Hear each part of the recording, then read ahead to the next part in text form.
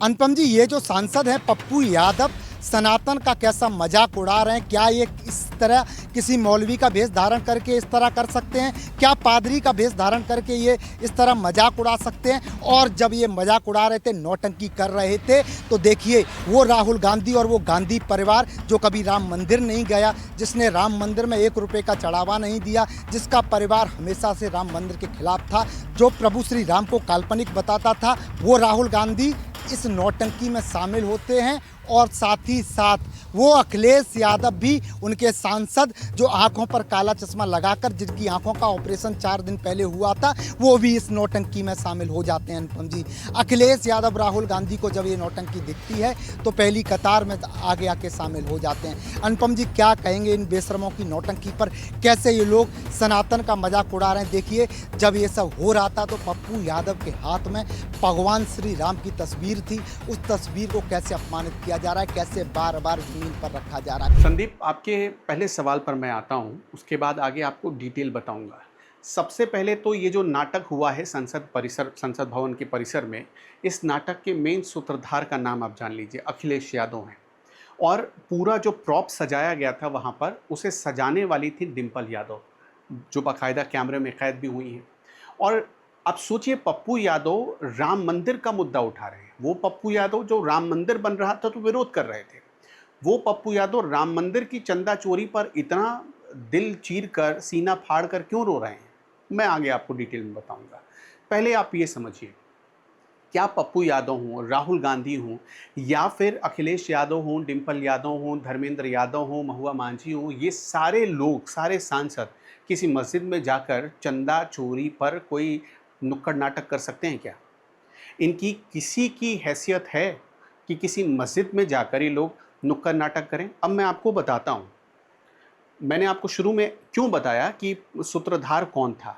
इसलिए बताया कि उत्तर प्रदेश में एक बड़े दरगाह पर 10 साल का चंदा मांगा गया। मतलब 10 साल में जो चंदा आया उसका ब्यौरा मांगा गया। और 1 महीने का, 10 साल को तो छोड़ दीजिए, 1 महीने के चंदे का ब्यौरा नहीं मिल पाया। प्रशासन ने मांगा, लेकिन 1 महीने के भी चंदे का ब्यौरा नहीं मिला। प्रशासन को कोई सपना तो आया नहीं। प्रशासन के पास दरगाह के ही कुछ लोग पहुंचे कि हमें शक है, ऐसा ऐसा हो रहा है। उस दरगाह का नाम भी मैं आपको बता देता हूं। सालार मसूद गाजी की जो दरगाह है, वहां पर कहा यह जाता है कि 15 से 20 करोड़ रुपए सालाना आता है। 10 साल में सोचिए, अगर 15 करोड़ ही जोड़िए तो 150 करोड़ रुपए का चढ़ावा आया। 150 करोड़ रुपए। वो 150 करोड़ रुपए का चढ़ावा किसके पास है, कहां रखा गया है, उसका क्या हुआ, कोई नहीं जानता। इसका कोई हिसाब किताब ही नहीं है। तो क्या अगली बार या संसद में ही सोमवार को पप्पू यादव, अखिलेश यादव, डिम्पल यादव, धर्मेंद्र यादव, राहुल गांधी, प्रियंका गांधी, महुआ मांझी, ये सारे लोग इस पर नुक्कड़ नाटक करेंगे कि किसी खादिम ने चुरा लिया चंदा? कभी नहीं कर सकते, क्योंकि इनकी छाती तभी फटती है जब मुसलमानों का वोट लेना होता है। हाय मुसलमान, हाय मुसलमान। अब आगे की बात सुनिए। इसकी प्लानिंग शुक्रवार से 1 दिन पहले यानी गुरुवार को हो गई थी। गुरुवार को संसद भवन में विपक्ष के कुछ सांसदों की ऐसे ही चलते फिरते बातचीत हुई कि कल ये हम ड्रामा करेंगे, और उस ड्रामे के लिए बाकायदा सबको सामान लाने के लिए बोल दिया गया। पप्पू यादव जिस ड्रेस में आए थे वो उनकी जिम्मेदारी थी, अब वही ड्रेस में आएंगे। और समाजवादी पार्टी के लोग वो चंदा चोरी का जो टीन का डब्बा था वो लेकर आए थे। वहाँ पर एक स्टूल रखा हुआ था, वो लेकर आए थे। ये सब कुछ वहाँ के लोग लेकर आए थे।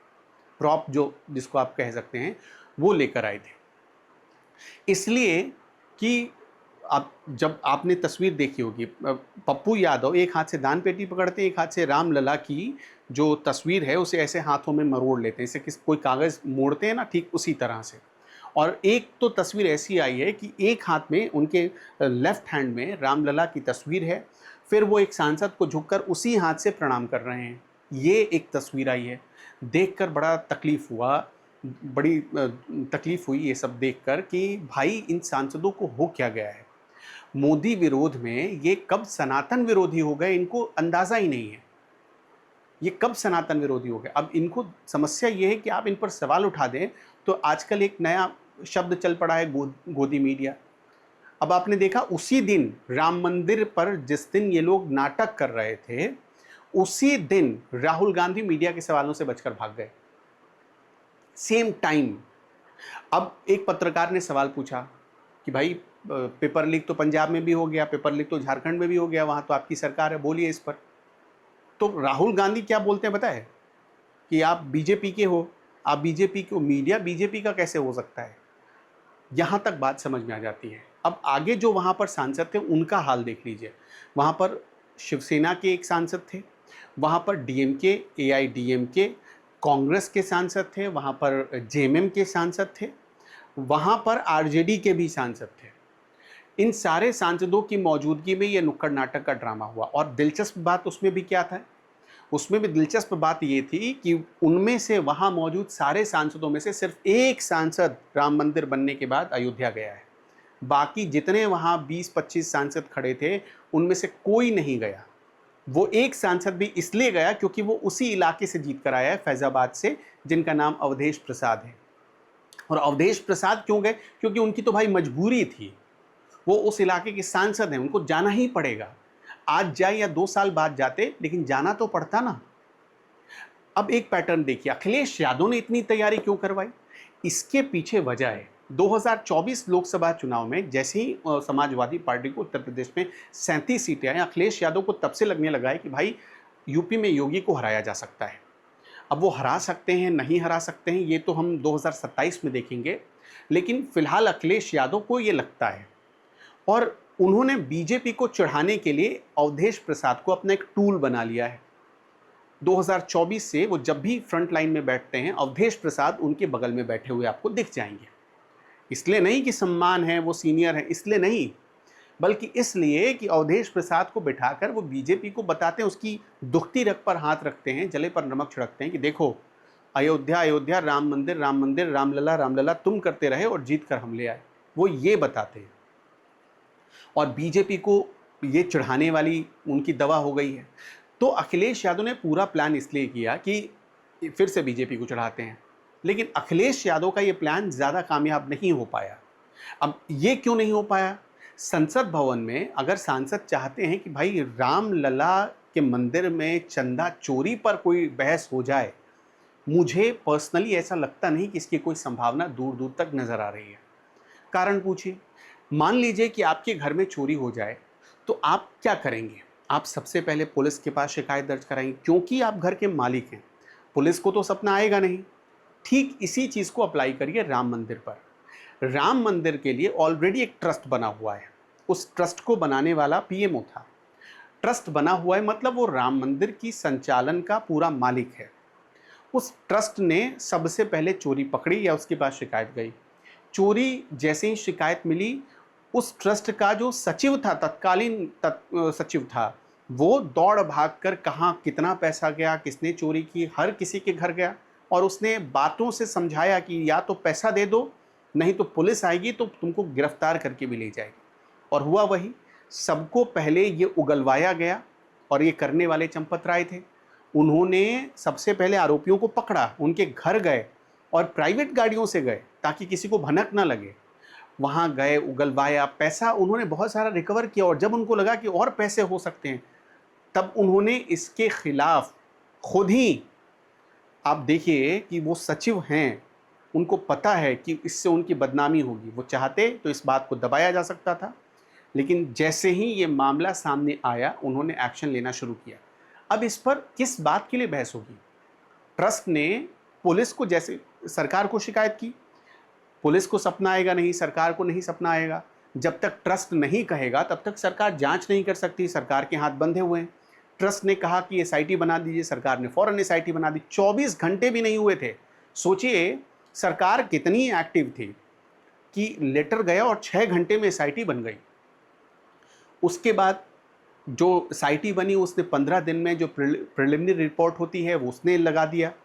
उसके बाद उसने अपनी फाइनल रिपोर्ट दे दी है जो कोर्ट के पास है। प्राइमरी रिपोर्ट जो है वो योगी आदित्यनाथ की टेबल पर है। तो मतलब कुल मिलाकर अगर आप देखेंगे तो सरकार अपने लेवल पे बहुत ज़्यादा फास्ट है इस पर कार्रवाई करने के लिए। मेरे ख्याल में 9 लोगों की अभी तक गिरफ्तारी हो गई। पप्पू यादव को अगर नुक्कड़ नाटक ही करना था तो उनको बनना था क्या? टिन्नू यादव। गर्व से जाते, वो कहते हैं मैं टिन्नू यादव हूँ, मैं चंदा चुराऊंगा। भाई टिन्नू यादव ही तो सबसे बड़ा चंदा चोरी का आरोपी निकला। अनुकल्प मिश्रा, टिन्नू यादव ये बनकर जाते। ये जानबूझकर संतों की वेशभूषा में गए और अवधेश प्रसाद जो नोच रहे थे वो ये बताना चाह रहे थे कि ब्राह्मणों देखो तुमको कैसे नोचते हैं, चंदा चोरी के बहाने तुम सब नोचे जाओगे, ये बताया जा रहा था, साधु संतों को चढ़ाया जा रहा था वहां पर। तो ये पूरा अखिलेश यादव का प्लान था। अब जरा पप्पू यादव पर आ जाइए। पप्पू यादव ने अपने इलेक्शन के एफिडेविट में कहा 41 मामले दर्ज हैं, जिसमें हत्या की कोशिश के, हत्या के प्रयास के 3 मामले हैं उनके खिलाफ। 10 तारीख इसी महीने की 10 तारीख को एक मामला खुल रहा है। इसके अलावा सुन लीजिए, उन पर बलवा, रंगदारी मांगने का, चोरी, छिनतई, डकैती के प्रयास का मामला दर्ज है। उन पर अपहरण का मामला दर्ज है। और हाथ में पप्पू यादव तो संविधान की किताब तो लहरा चुके हैं ना। बहुत कहते हैं संविधान में यकीन है। अरे आपको कैसे संविधान में यकीन है जब आपने खुद एक विधायक का कत्ल कर दिया? आपके ऊपर इल्जाम तो यही लगा, आपने सजा इसी के लिए काटी। विधायक के खून के इल्जाम में अगर मैं गलत नहीं हूं तो करीब 12 साल सजा काट चुके हैं, सजा याफ्ता रह चुके हैं, तिहाड़ी रह चुके हैं ये। तो कुल मिलाकर पप्पू यादव का इतिहास आप उठाकर देख लीजिए। इनके इलाके में आप चले जाइए, बच्चे से भी पूछ लीजिए पप्पू यादव कैसे हैं, वो इनकी पूरी व्याख्या कर देगा। और व्याख्या कोई पॉजिटिव नहीं करेगा, ये खुद को रॉबिन हुड दिखाने की कोशिश करते हैं। लेकिन उस इलाके में जाइए, आप तो बिहार इलेक्शन में गए, और ये वो व्यक्ति हैं जो हमेशा कांग्रेस के पिछलग्गू बने रहना चाहते हैं, गांधी परिवार के एकदम चरण चाकरी करना चाहते हैं। लेकिन सच ये है कि हमेशा धकियाए गए हैं। इनकी अपनी पार्टी हुआ करती थी बिहार में, जन अधिकार पार्टी, जाप। उसका विलय इन्होंने कांग्रेस में किया और कांग्रेस ने उसके बाद से इनको दाना डालना बंद कर दिया। आपने बिहार इलेक्शन में देखा। अब मैं आपको एक कहानी बताता हूँ। SIR पर प्रोटेस्ट होना था बिहार में, राहुल गांधी पहुँचे और वहाँ पर पूरा एकदम एक गाड़ी को पूरा मंच बना दिया गया, जिसमें तेजस्वी यादव भी पहुँचे। और उसी मंच से 2 लोग बड़े बुरे तरीके से धकिया कर नीचे उतारे गए, कन्हैया कुमार, एक पप्पू यादव। पप्पू यादव को तो खास तौर पर धक्का देकर, बताइए, उनका तो शरीर भी भारी है, वहाँ से धक्का देकर जब उनको उतारा गया तो बेचारे संभल नहीं पाए। इतनी छीछाल इधर हुई थी उस वक्त। लेकिन पप्पू यादव इससे सीखे नहीं। वो फिर देखिए राहुल गांधी। अब राहुल गांधी के बारे में आपको बता देता हूँ 2 बात चलते चलते। राहुल गांधी, मैंने आपको पहले ही बताया कि वहाँ जो 25-26 सांसद खड़े थे, एक भी सांसद नहीं गया रामलला के दर्शन करने जब से राम मंदिर बन चुका है। 2 लोगों को खास तौर पर मैं आपको बताना चाहता हूँ, 2 लोगों के बारे में, प्रियंका गांधी और राहुल गांधी। दोनों को पता नहीं राम मंदिर से क्या नफरत है। 2016 में अयोध्या गए थे राहुल गांधी, हनुमानगढ़ी की सीढ़ियों तक गए। लोगों ने कहा दर्शन कर लीजिए महाराज, रामलला के यहाँ तक आ गए तो नहीं गए। बोले विवादित है। क्यों? क्योंकि उनको अपने वोट बैंक की चिंता थी। हाय मुस्लिम, हाय मुस्लिम, जब मैं पहले ही बता चुका हूँ। आप प्रियंका गांधी की कहानी सुनिए। 2019 में वो गई अयोध्या, हनुमानगढ़ी गई। लोगों ने कहा दर्शन कर लीजिए रामलला के, नहीं जाएंगे। क्योंकि चुनाव के वक्त इनको याद आता है। 2016 में राहुल गांधी इसलिए गए कि उस 17 में चुनाव होना था। 2019 में प्रियंका गांधी इसलिए गई, वो लोकसभा का चुनाव चल रहा था। लेकिन कोई भी रामलला के दर्शन करने नहीं गया। तो ये इनकी पूरी स्थिति है। आपने देखा डिम्पल यादव को लेकर एक मौलाना ने कितनी गंदी बात कही थी जब एक बैठक हो रही थी संसद भवन के बगल के एक मस्जिद में पिछले साल। अखिलेश यादव ने क्या किया? अखिलेश यादव का तो खून खौल जाना चाहिए था, लेकिन उन्होंने कुछ नहीं किया। ये सारे ऐसे सबूत हैं जो साफ साफ बता रहे हैं कि समाजवादी पार्टी हो, कांग्रेस हो या मोदी विरोध की जितनी पार्टियां हो, ये मोदी विरोध करते करते कब सनातनी विरोध हो गई हैं, सनातन विरोधी हो गई हैं, ये इनको भी खबर नहीं लग रहा और इसका नुकसान इनको होने जा रहा है। खैर दर्शकों, आपको कैसा लगा हमारे विश्लेषण ज़रूर बताइएगा।